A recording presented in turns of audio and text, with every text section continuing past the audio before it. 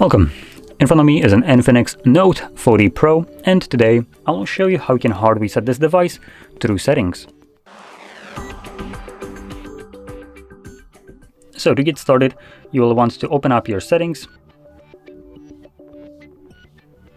Here, scroll all the way down to System, and then scroll down again and select Reset Phone, and then erase all data. This will present you with a list of data that will be removed by this process, which includes things like music, photos, and user data, which I would argue are the most important ones. So go and see if there is nothing on your phone that you'd like to back up. If there is, make a copy of it to something maybe like your computer before you progress any further.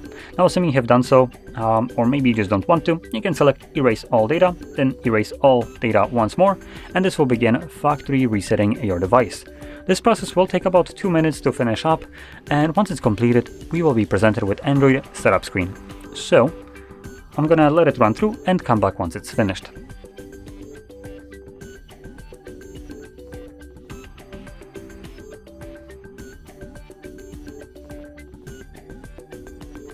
And as you can see, the process is now finished and you can set up your device however you like. Now, if you found this video helpful, don't forget to hit like, subscribe, and thanks for watching.